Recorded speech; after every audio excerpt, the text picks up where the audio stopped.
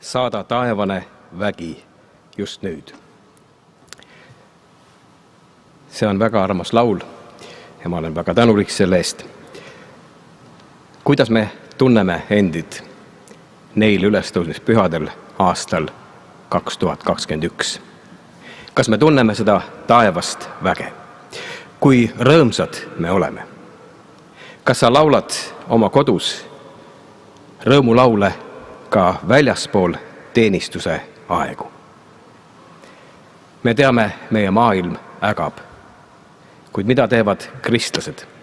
Kas me oleme rõõmsamad, lootusrikkamad kui need, kes ei usu?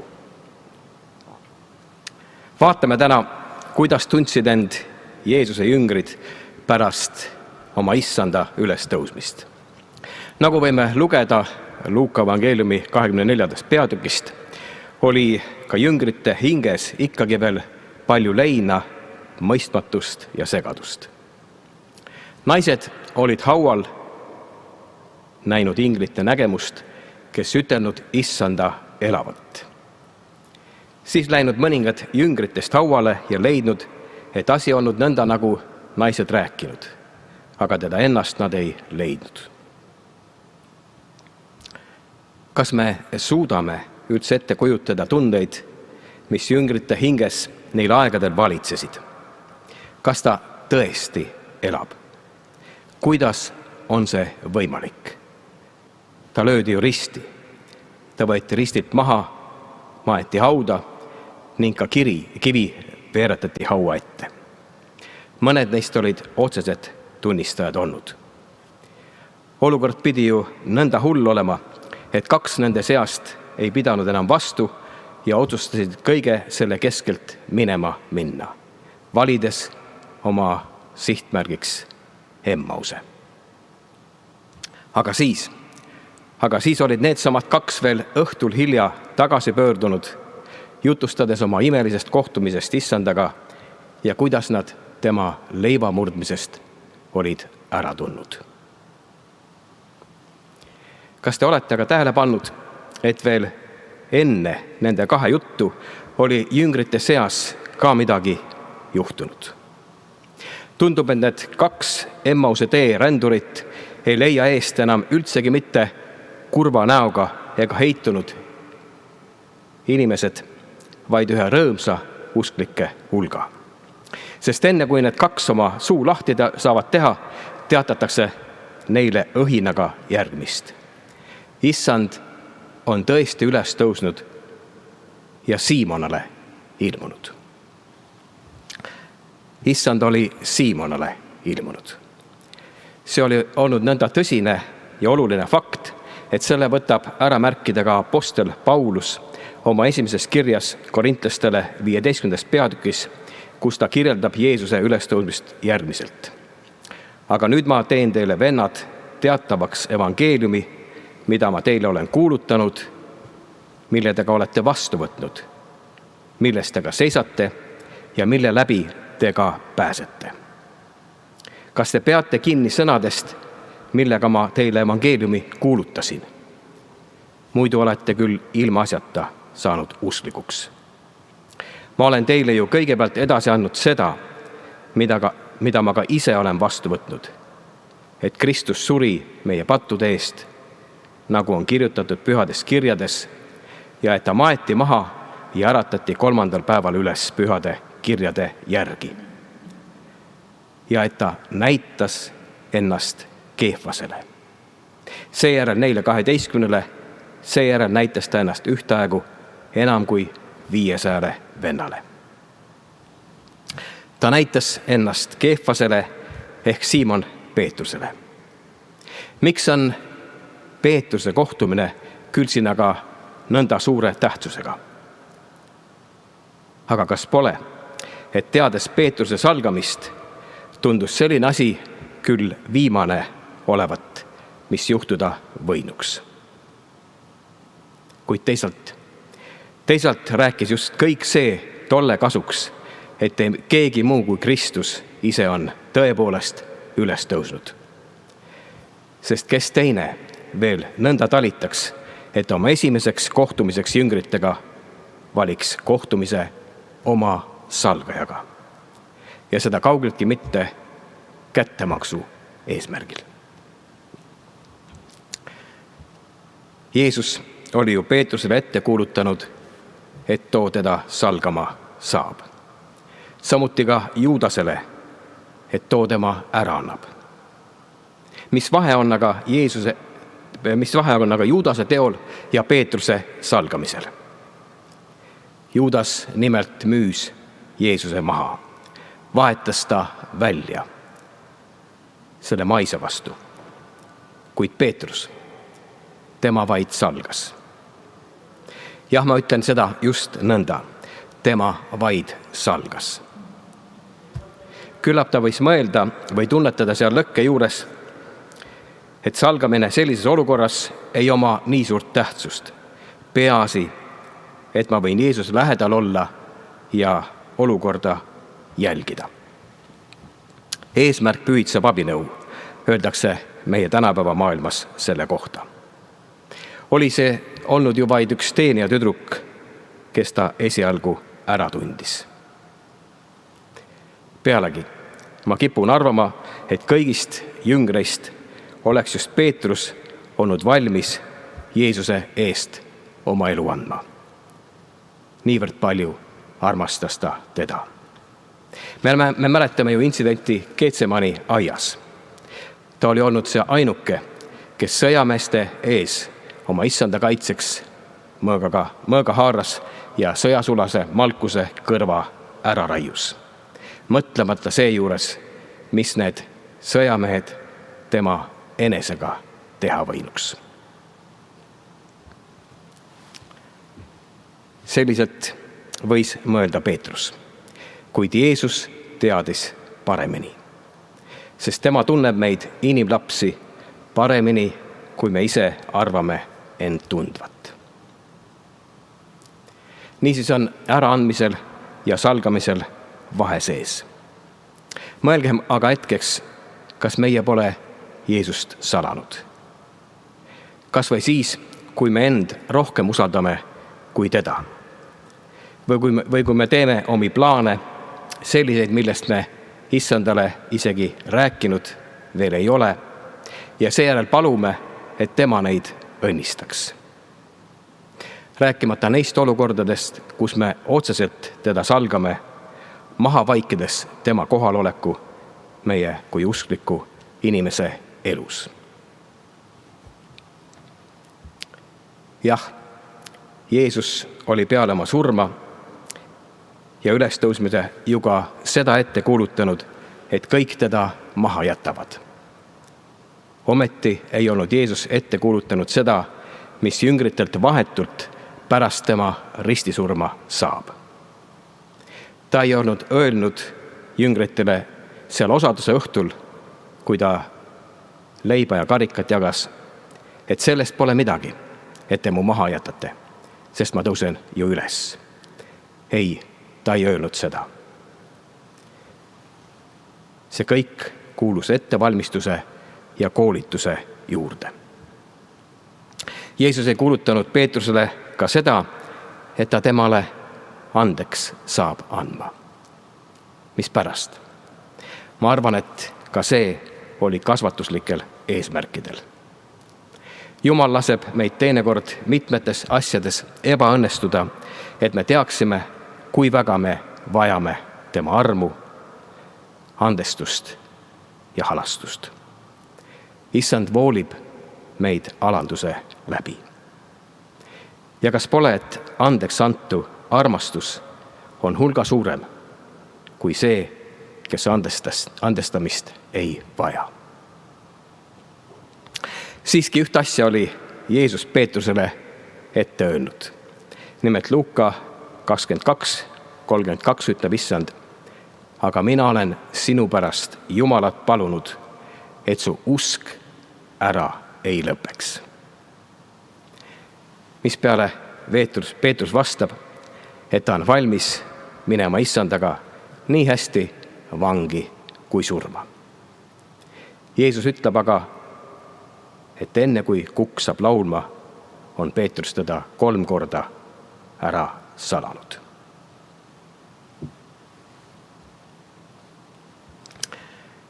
Miks jooksis Peetrus sel ülestõusmise hommikul hauale? Sest ta vajas andestust. Aga kas Jeesus annab andeks?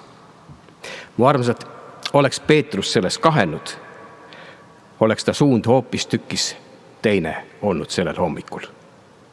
Kas Emmas või mingi teine veelgi kaugem koht.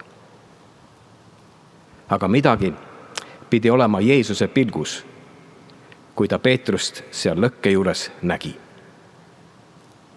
mis nüüd Peetrusele jõudu annab. Sest kui Jeesus teadis, et Peetrus teda salgama saab enne, kui kukk on laulnud, siis pidi Jeesus ju ka seda teadma, et Peetrus seda läbikukkumist mitte kergekäeliselt võtma ei saa, vaid et ta läheb ja nutab kibedasti. See tähendab kahetseb. Ma usun, et just kasvatuslikel eesmärkidel jätab Issand mõned asjad jüngrite jaoks just teisel poole oma hauda. Ikka selleks, et rõõm tema ülestõusmisest, tema armastusest ja andestusest oleks seda suurem ja isiklikum.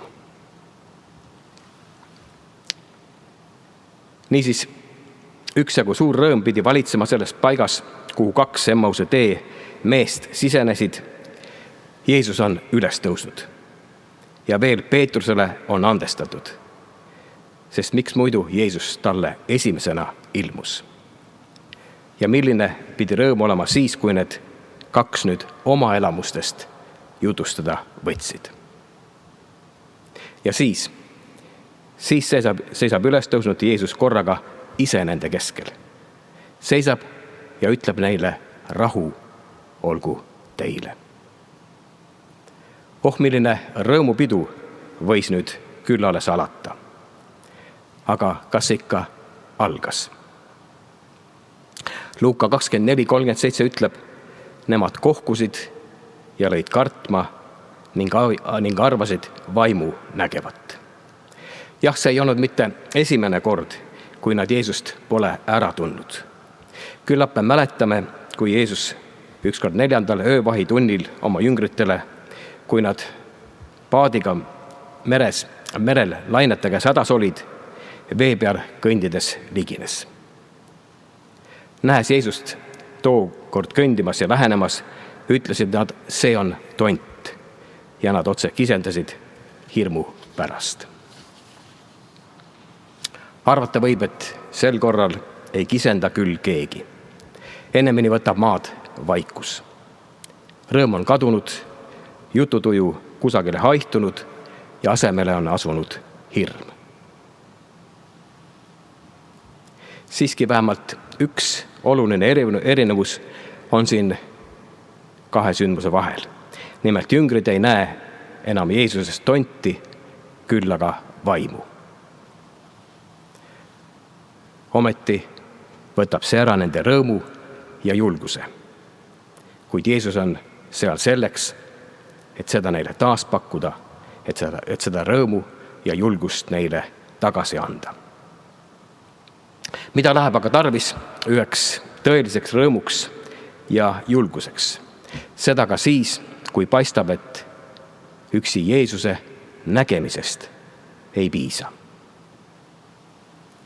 Mu armsad, läheb vaja veendumust. Ühte kindlat teadmist, mis ütleb, et elab ta, võin ma olla julge. Jeesus ütles neile, miks te olete nii kohkunud ja miks sellised kahtlused tõusevad teie südames. Vaadake mu käsi ja mu jalgu, et mina ise see olen. Puudutage mind kätega ja vaadake, sest vaimul ei ole ju liha ega luid, nõnda nagu te minul näete olevat. Ja seda üteldes näitas ta neile oma käsi ja jalgu. No nüüd peaks küll rõõm jüngrite südametes valla pääsema. Aga kus sa sellega? Mida Luukas meile järgmiseks jutustab? Aga kui nad veel ei uskunud ja imeks panid. No mida on siin veel nõnda imeks panna, mis uskumist peaks takistama? Kas te olete tähele pannud, et just selles salmis on aga veel üks huvitav tähelepanek? Nimelt märgib Luukas nõnda ja ütleb, aga kui nad rõõmu pärast veel ei uskunud ja imestasid. Rõõmu pärast. Nii mitmedki võivad imestada Jumala asjade üle, aga sealjuures mitte uskuda. Aga kuidas on see võimalik, et saab rõõmustada issandast, aga ikka veel mitte uskuda? 1. Korintuse 13, 9 ja 10 ütlevad, sest poolik on, mida me tunnetame, ja poolik, mida me ennustame. Aga kui tuleb täiuslik asi, siis kaob see, mis on poolik. Jeesus on tulnud just selleks, et poolikud asjad võiksid täieliseks saada ja et ka meie rõõm võiks saada täieliseks ning usk nõnda samuti. Just seepärast teeb Jeesus, nähes jüngrite üsna olematut usku, veel midagi. Ja seekord üsna inimlikku. Ta küsib neilt, kas teil on siin midagi süüa. Ja kui talle pala küpsetatud kala ette pannakse, võtab ta ja sööb selle nende ees.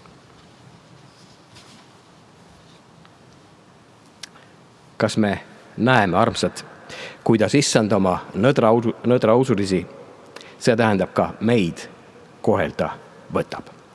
Kui vaja, näitab ta meile oma üleloomulikkust.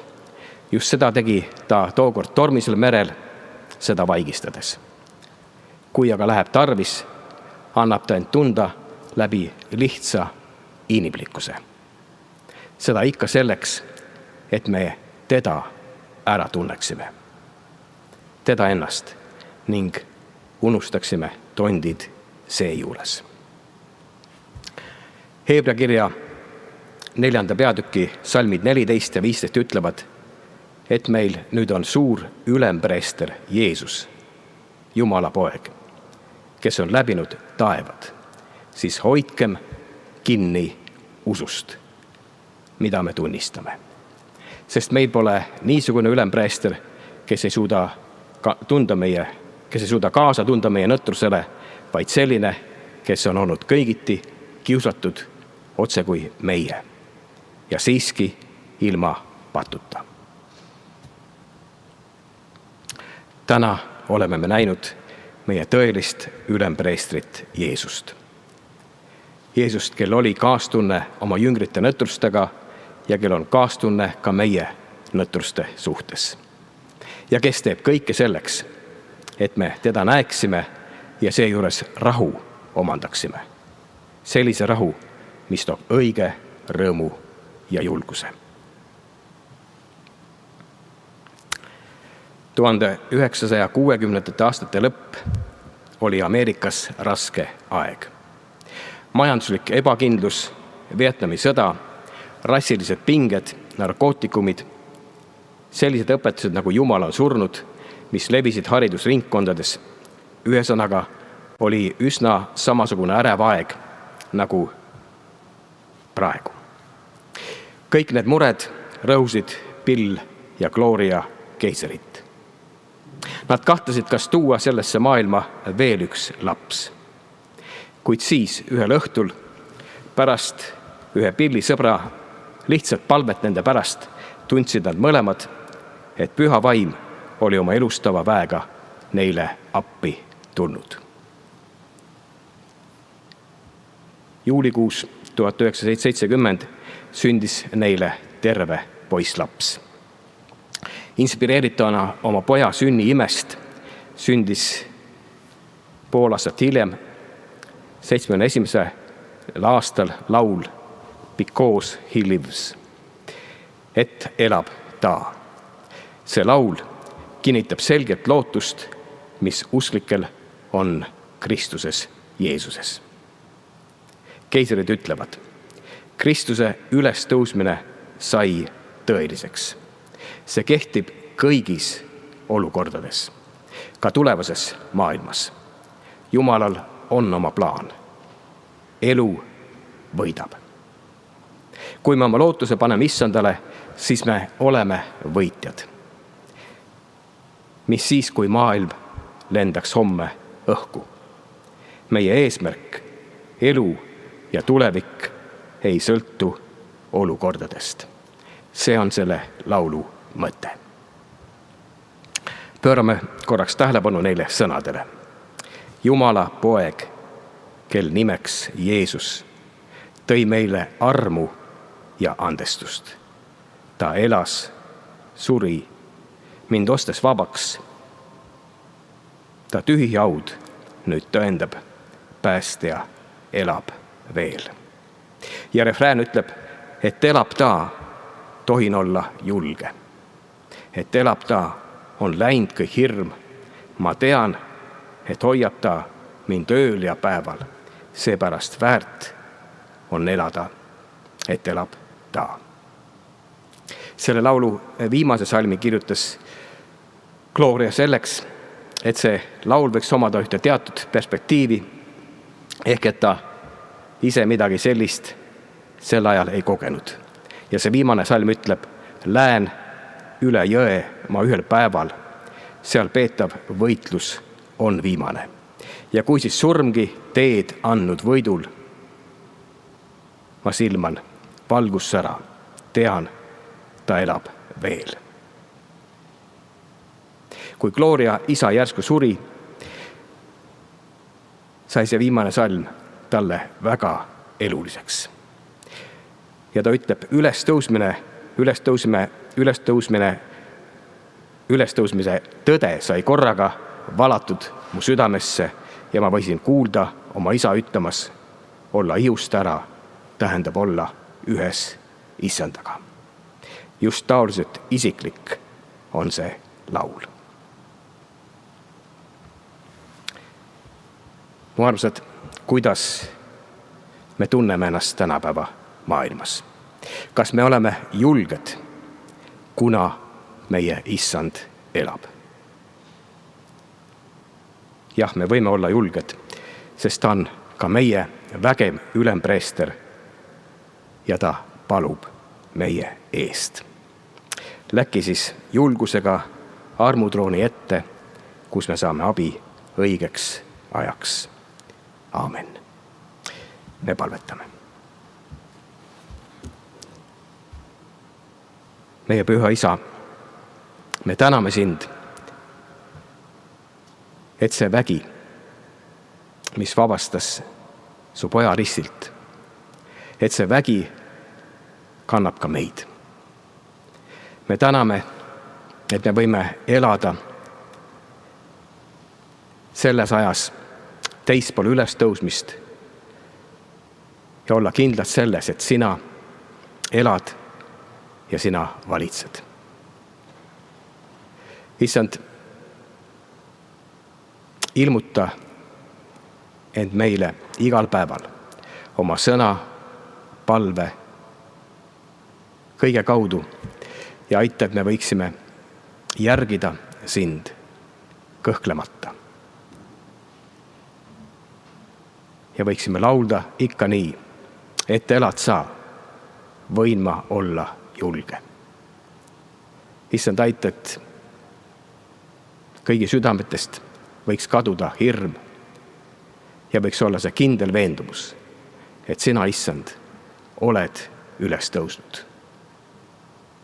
Palume veel kord, et sa õnnistaksid kõiki, kes on haiged ja haiglates. Issand, õnnista ka meditsiinitöötajaid. Õnnista neidki, kes on üksinda oma kodudes. Issand, me oleme lugenud, kuidas sina lähed läbi suletud uste. Ja me täname, et sul on seesama vägi ka tänapäeval. Me täname, et sina lähed iga inimese ligi, kes sind igatseb, kohata. Ja issand, me täname sind, et sina elad ja ka meie peame elama. Võta vastu meie alandlik kiitus ja tänu. Aamen.